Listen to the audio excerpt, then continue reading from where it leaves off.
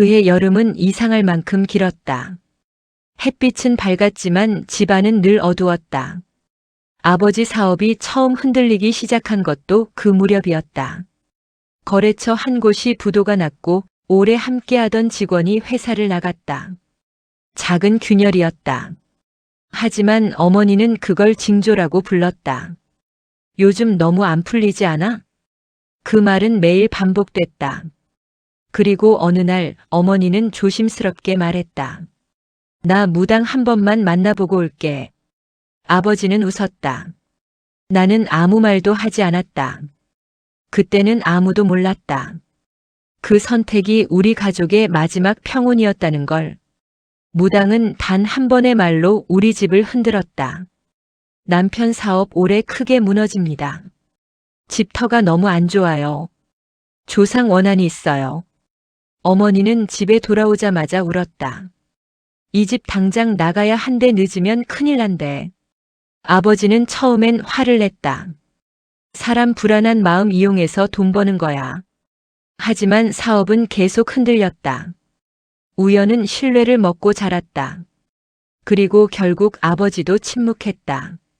집은 급하게 팔렸다. 시세보다 싸게. 믿기 힘들 만큼 빠르게. 우리는 더 작은 집으로 이사했다. 창문 밖엔 벽이 있었다. 햇빛이 사라졌다. 그날 이후 아버지는 집에서 말을 거의 하지 않았다. 굿이 시작됐다. 이건 시작 굿이에요. 이건 조상 풀어주는 굿이에요. 이건 사업 막힌 거 뚫는 굿이에요. 돈은 눈 녹듯 사라졌다. 500만 원, 1000만 원, 3000만 원. 어머니는 늘 같은 말을 했다. 이번이 마지막이래. 아버지는 그 말을 들을 때마다 고개를 끄덕였다. 믿어서가 아니라 포기해서였다. 사업 자금이 굿값으로 흘러갔다. 운전자금이 끊겼다. 납품이 밀렸다. 거래처가 떠났다. 회사는 조용히 무너졌다. 폐업 신고서를 쓰던 날, 아버지는 한참 동안 펜을 내려놓지 못했다. 손이 떨리고 있었다. 그날 밤 아버지는 처음으로 울었다. 아무 소리도 내지 않고. 하지만 무당은 말했다. 무너지는 건 액땜이에요. 이제 올라갈 거예요. 어머니는 그 말을 붙잡았다. 현실보다 희망이 더 잔인할 때가 있다. 아버지는 새벽 일을 시작했다. 남의 회사 창고에서 짐을 옮겼다. 손에 굳은 살이 갈라졌다. 허리가 눈에 띄게 굽었다. 예전에는 사장이었던 사람이었다. 직원 월급 걱정을 하던 사람이었다. 이제는 자신의 일당을 걱정하는 사람이 되었다. 어머니는 그 모습을 보며 말했다. 조금만 더 버티면 다 풀린대. 그 말이 아버지를 더 늙게 만들었다. 빚은 점점 불어났다. 집은 다시 팔렸다. 차도 팔렸다. 보험도 해지됐다. 남은 건 빚과 침묵뿐이었다. 집안에서는 TV 소리만 흘렀다. 아무도 대화하지 않았다. 어느 날 아버지가 말했다. 이제 그만하자. 어머니가 울며 소리쳤다. 당신 죽으면 어떡해? 그 말 이후 아버지는 다시는 아무 말도 하지 않았다. 그 겨울은 유난히 추웠다. 아버지는 밤늦게까지 일을 했다. 그리고 새벽에 돌아왔다. 어느 날 전화가 왔다. 병원입니다. 과로로 쓰러졌다고 했다. 병실에서 본 아버지는 숨은 쉬고 있었지만 이미 너무 멀리 가 있었다. 의사는 조용히 말했다. 몸이 너무 오래 버텼습니다. 그날 밤 아버지는 세상을 떠났다. 장례식장에서 어머니는 무당에게 전화를 걸었다.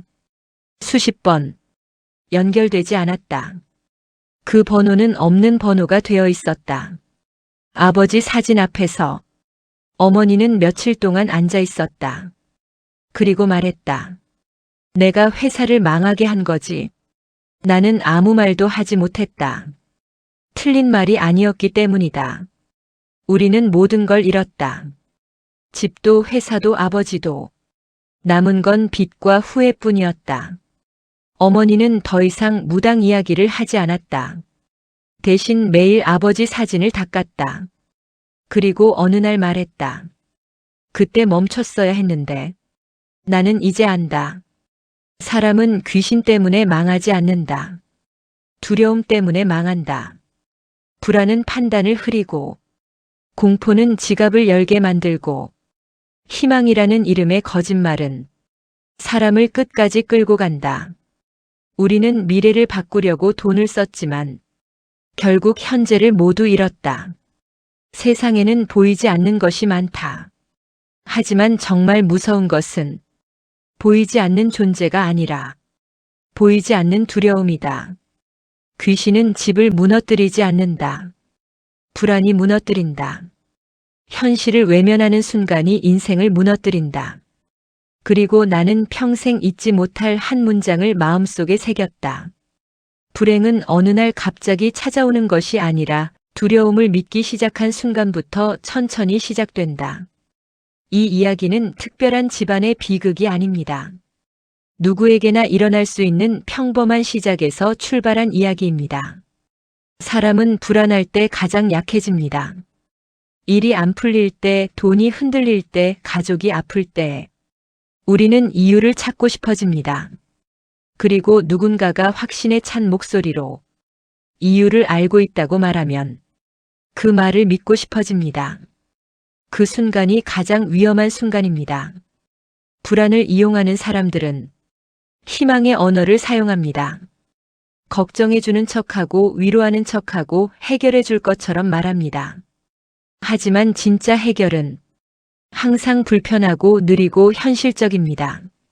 빚을 갚는 일은 고통스럽고, 사업을 다시 일으키는 일은 시간이 걸리고, 문제를 인정하는 일은 자존심이 아픕니다. 그래서 사람은 현실보다 기적을 선택합니다. 그리고 그 선택이 가장 비싼 선택이 됩니다.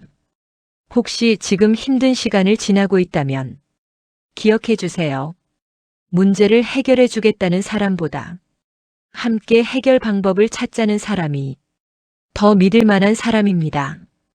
돈을 요구하는 위로보다 시간과 노력이 필요한 해결이 더 진짜 해결입니다. 그리고 무엇보다 가족의 말보다 두려움의 말을 먼저 믿기 시작하는 순간 가족은 가장 먼저 무너집니다. 부디 불안을 믿지 말고 가족을 믿으세요.